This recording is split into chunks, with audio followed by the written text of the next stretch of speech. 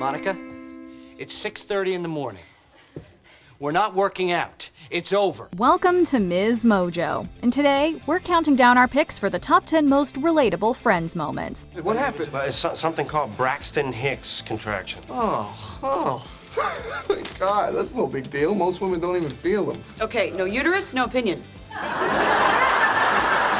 For this list, we'll be looking at the most notable times the characters on this sitcom reminded us of ourselves. Here's your friendly reminder to watch out for spoilers, and let us know if we missed any of your top relatable Friends moments in the comments below. Number 10. Learning to do laundry. Not all of us have our first kiss with someone while doing laundry, but most of us have had to brave those communal machines at some point. When Rachel leaves her would-be husband at the altar and moves to Manhattan, she's a bit behind the curve when it comes to growing up. Have you never done this before? Well, not myself, but I know other people that have. Okay, you caught me. I'm a laundry virgin. So Ross helps her figure out how to do her laundry at the laundromat. For the first time in her life, Rachel has to deal with things like separating colors from whites and overly aggressive patrons. Hey, there weren't any clothes in it. Hey, quit making up rules. Let go. Come on, this is my car. You know I thought it. All right, listen, Mitzi, if you want this cart, you're gonna have to take me with it. While she eventually conquers the laundromat, all of her social faux pas while learning are more than relatable. I could not have done this without you.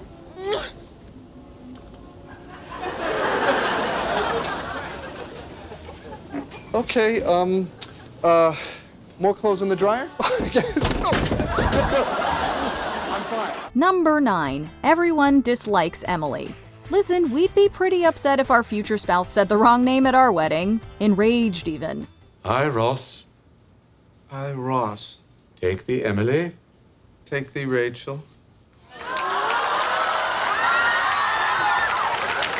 Emily. Emily has every right to be mad at Ross for saying Rachel during their nuptials, but we sort of wish she left him and left it at that.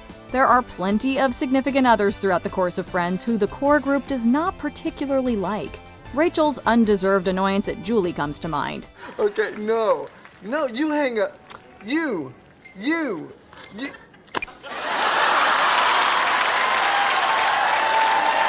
That on its own is pretty relatable. We can't always like our friends' partners after all. But everyone's severe dislike of Emily after she tries to make Ross stop hanging out with Rachel is the most relatable of all. In this group, the friends come first. We just think that you're having to sacrifice a whole lot to make her happy. Yeah. We just think that maybe she's being a little unreasonable. Yes, unreasonable. Number 8. No one is ready. We all have that friend who feels a little more like a parent than a pal. We have to be out the door 20 to 8. Relax, Ross. We'll be ready. It only takes us 2 minutes to get dressed. But I'd feel a whole lot better if you got dressed now. Okay. You know, the one who's hustling the rest of the group along, trying to make sure you get to the bar in time for karaoke, or who's trying to make sure you get to a fancy event in time. All right, you will notice that I am fully dressed. I, in turn, have noticed that you are not. So, in the words of A.A. Milne, get out of my chair, dill hole.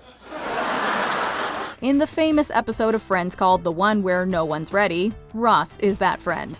He's trying to get everyone ready for a work function of his, but unfortunately, no one's taking his rushing very seriously. Instead, they're chugging chicken fat, changing outfits, infiltrating an old boyfriend's voicemail, and, of course, fighting over a chair. Look at me. I'm Chandler. Could I be wearing any more clothes?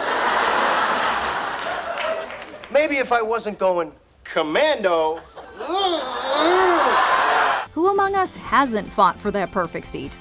Number 7. I wish I could, but leave it to Phoebe to deliver one of the best lines in all of Friends history, and she does it in the very first episode.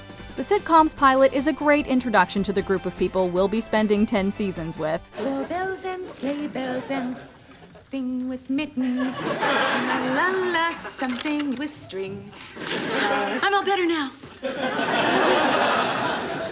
I helped. We get to know everyone's personality, and the different relationships are set up with great ease. And still, Phoebe runs away with the episode. Believe me, I know exactly how you feel. The word you're looking for is... Anyway... When asked if she wants to help Ross put together furniture for his apartment, she says one of the greatest things ever. Hey, Phoebe, you want to help? Oh, I wish I could, but I don't want to. It's simple. It's elegant. It's the perfect response to give a close friend when you just can't be bothered to help. Number 6. Conversations about aging. 30 flirty and thriving? More like 30 weepy and crying. The episode where we see our favorite friends turn 30 explores the ways one can respond to this life development with great humor. Come on, Rach. Look, turning 30's not that big a deal. Oh, really? Is that how you felt when you turned 30? Why, God, why? We had a deal. Let the others grow old, not me. Phoebe, not yet aware that she's actually turned 31, happily bounces down the street, proudly proclaiming she's achieved almost all the goals she had for the milestone. Rachel slams the door in her friends' faces, panics, but also makes a big decision. So if I want to have a kid when I'm 35, I don't have to get pregnant until I'm 34, which gives Prada 4 years to start making maternity clothes. Joey talks to God, and Monica, in perhaps the most relatable move of all, gets wild and embarrasses herself in front of her friends and parents. I turned 30 today, and I can do anything I want because I am a grown-up. At least we can take solace in the fact that even though getting older can be tough, our friends will be there for us. Number 5. Romantic anxiety. Friends is about that time in your life when your friends are your family. But it's also about the romantic anxiety that only dating in your 20s and early 30s can bring. Aren't you a little cute to be a doctor? Excuse me? I meant, God, young. I meant young. Young to be a doctor. Oh, good, Rach. Thank you. Right. There are plenty of examples of this very specific feeling and plenty of dating shenanigans featured throughout the show's run. This is a great place. How long have you lived here? Thanks. I've been here about 6 years, and Rachel moved in a few months ago. Rachel and Monica swap identities and go on a double date with some doctors, and Joey and Ross literally pursue the same person at one point. But Monica perhaps captures the feeling best when Rachel asks her why she won't go tell Jean-Claude Van Damme that she thinks he's cute. Wow. So why don't you go talk to him? Oh, yeah. What? So you go over there, you tell him you think he's cute? What's the worst that could happen? He could hear me. Her manic delivery of the line, not to mention its content, is relatable in every way. Number 4. Fertility issues. While there are many hilarious moments in Friends that make us feel a kinship with the characters, this is one that's a bit more serious. After Monica and Chandler get married, they quickly decide they want to have kids. It means that we can keep trying. But there's a good chance this may never happen for us. However, a visit to the fertility doctor proves to them that it might be more difficult than planned. I love my wife more than anything in this world. And it kills me that I can't give her a baby. So many people struggle with fertility issues, and seeing Monica and Chandler go through the same thing is deeply relatable in a really meaningful way. The two eventually decide to adopt, proving there's no one way to grow your family. Hey. Hey. Hey, so what is the big surprise?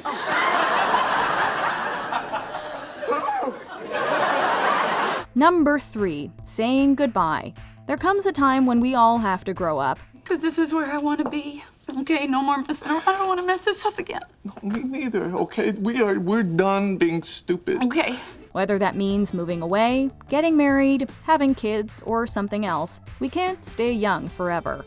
While friendship itself can be everlasting, that point when you all live across the hall or close to your besties isn't. This was your first home.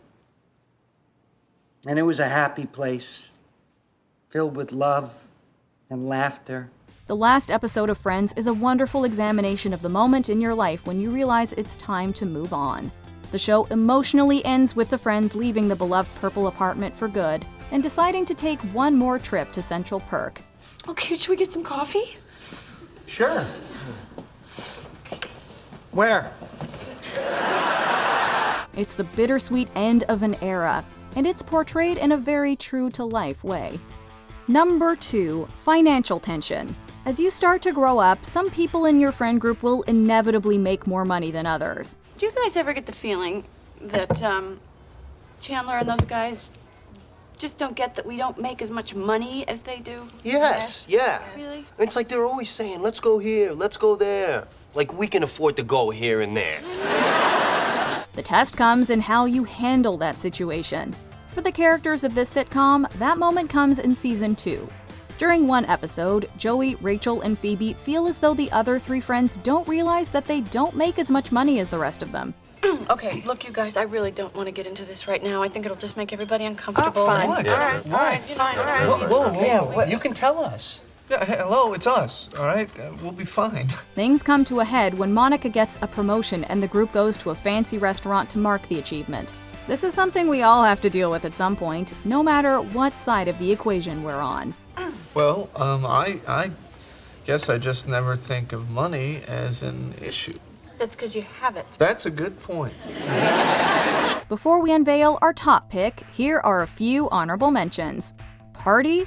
Realizing you can't hang like you used to is tough to take. We're not sad.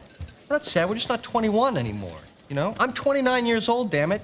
And I want to sit in a comfortable chair and watch television and go to sleep at a reasonable hour. Yeah. An important sandwich. Don't eat someone else's food. It might be the thing holding them together. Look, I am 30 years old, okay? I'm gonna be divorced twice and I just got evicted. That sandwich was the only good thing going on in my life. Someone ate the only good thing going on in my life. The trifle.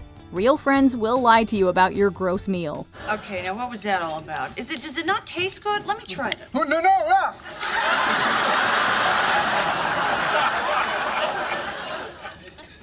All gone. Friendship cheating. It can arguably be worse than romantic cheating. It didn't mean anything to me. Yeah, right. Really? Sure. Rachel, I was thinking of you the whole time. Joey doesn't share food. How many times does he have to say it? Joey doesn't share food! Before we continue, be sure to subscribe to our channel and ring the bell to get notified about our latest videos. You have the option to be notified for occasional videos or all of them. If you're on your phone, make sure you go into your settings and switch on notifications. Number 1, no plan. Once again, Phoebe proves she is insanely relatable. What if it doesn't come together? Phoebes? Well, because you just... I don't like this question. During an early episode in season 1, the girls in the group have a slumber party. Unfortunately, what should be a night of fun turns a bit depressing as Rachel freaks out about the state of her life and finances. Everyone I know is either getting married or getting pregnant or getting promoted, and I'm getting coffee. And it's not even for me. So if that sounds like I'm okay, then you can tell them I'm okay? Monica and Phoebe start to think about their own lives and join in her despair. When Monica asks Phoebe if she has a plan for her life, she responds with this devastating yet deeply relatable line. Do you have a plan? I don't even have a plan. To say we feel that in our bones is an understatement. Good one, Phoebes. Do you agree with our picks? Check out this other recent clip from MsMojo. And be sure to subscribe and ring the bell to be notified about our latest videos.